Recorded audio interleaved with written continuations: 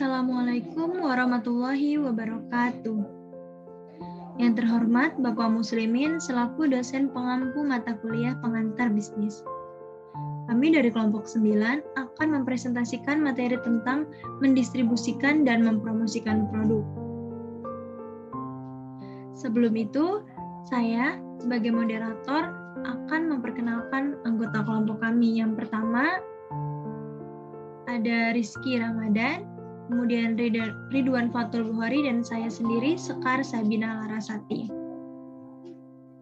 Baiklah, untuk materi pertama akan disampaikan oleh saya. Materi pokok yang akan kita bahas dalam presentasi ini yaitu ada bauran distribusi, perdagangan grosir, retail, dan juga distribusi fisik. Bauran distribusi. Selain bauran produk yang baik dan penetapan harga yang efektif, keberhasilan untuk mendistribusikan produk merupakan salah satu poin yang penting dalam menjalankan usaha dagang.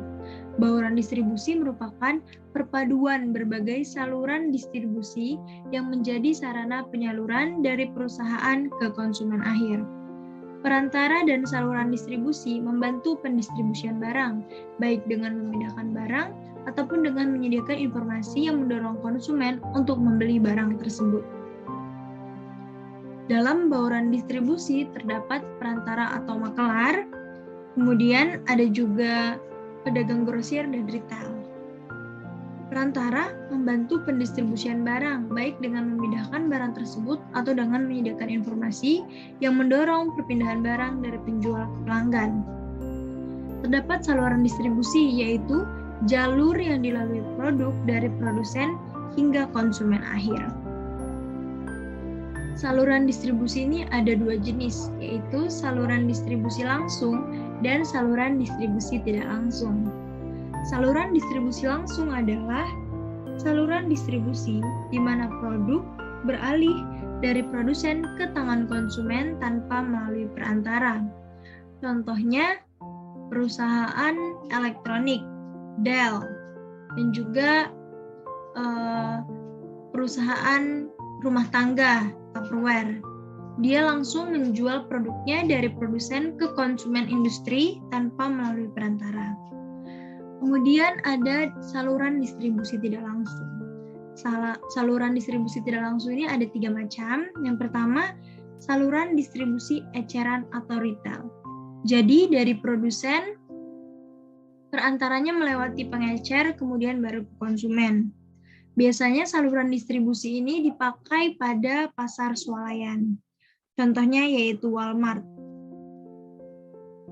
Kemudian yang kedua ada saluran distribusi grosir.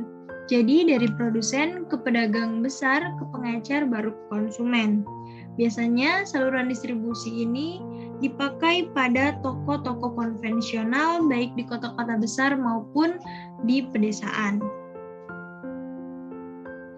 Dan juga untuk distribusi grosir ini, para pedagang besar harus menyetok barang yang kemudian baru dijual kepada pengecer. Yang terakhir ada saluran distribusi oleh agen atau pialang. Jadi ini adalah saluran distribusi yang paling banyak melewati perantara. Yang pertama dari produsen ke agen, lalu ke pedagang besar, ke pengecer, baru ke konsumen.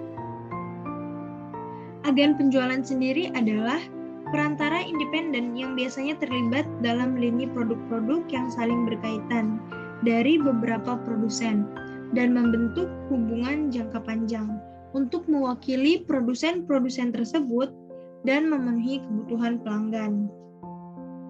Biasanya agen penjualan ini pada perusahaan jasa wisata atau biro wisata daring. Selanjutnya ada pialang atau bisa kita sebut juga dengan broker. Pialang ini adalah perantara independen yang mempertemukan berbagai penjual dan pembeli yang diperlukan. Seringkali tanpa mengetahui terlebih dahulu siapa saja pihak-pihak yang berkepentingan yang terlibat dalam kegiatan tersebut. Pialang atau broker ini biasanya kita temui dalam industri tertentu, contohnya real estate dan bursa saham. Untuk materi selanjutnya akan disampaikan oleh rekan saya dan Materi saya cukup sekian. Terima kasih. Strategi distribusi. Dalam strategi distribusi, para produsen dapat menggunakan 3 strategi. Yang pertama yaitu distribusi insentif. Strategi distribusi yang menempatkan produk dagangannya pada banyak retailer di berbagai tempat, cocok untuk produk dengan tingkat konsumsi yang tinggi. Lalu yang kedua, distribusi eksklusif. Memberi hak distribusi suatu produk pada beberapa pengecer saja, biasanya barang dengan kualitas dan harga yang tinggi yang ditawarkan pada distribusi ini. Lalu konsumen yang juga terbatas.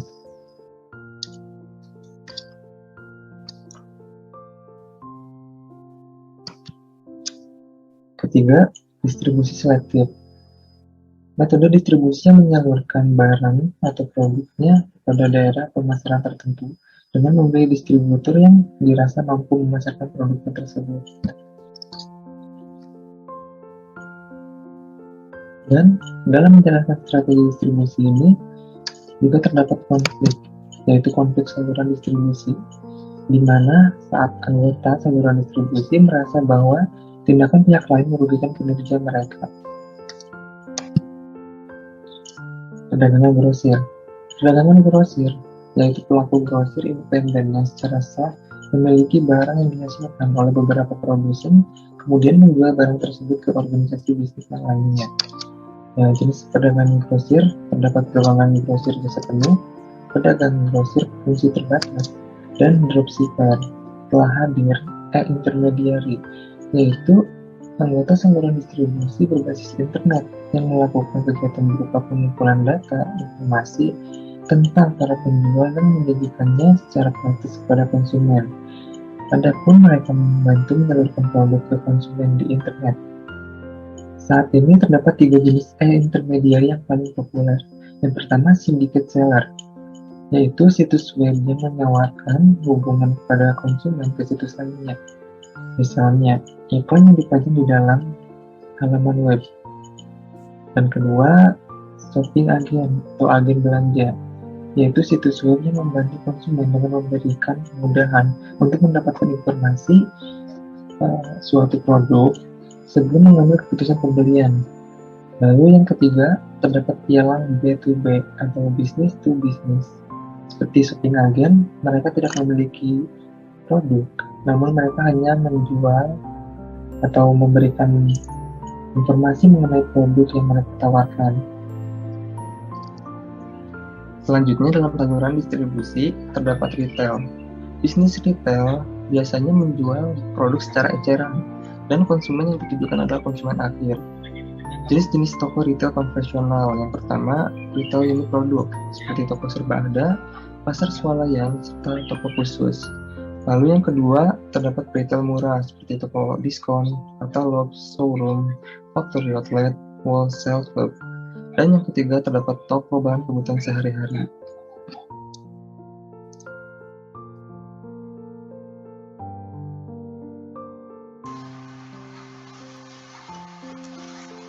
Assalamualaikum warahmatullahi wabarakatuh.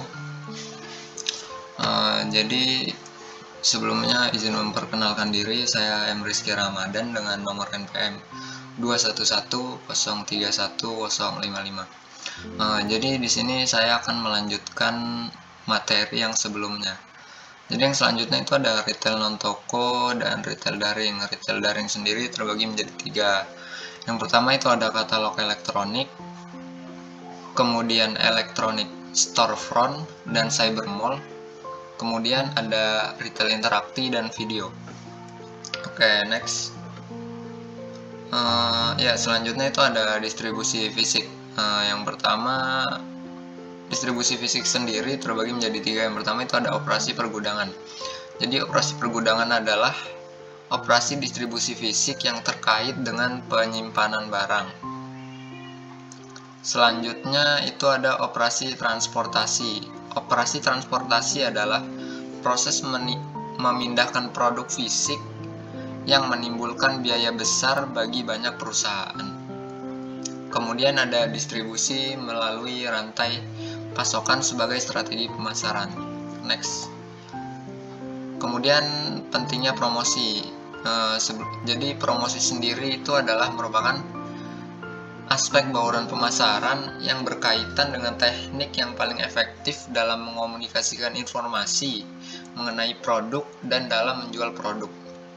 Selanjutnya itu ada tujuan promosi. Tujuan promosi adalah meningkatkan penjualan. Tujuan intinya adalah itu. Selain itu, pemasar dapat menggunakan promosi untuk mengomunikasikan informasi, memosisikan produk, menambah nilai, dan mengendalikan volume penjualan. Oke, next. Kemudian ada strategi promosi. Strategi promosi itu dibagi menjadi dua. Yang pertama itu ada strategi tarik dan strategi dorong. Jadi strategi tarik itu menyasar langsung konsumen yang akan meminta produk dari pengecer.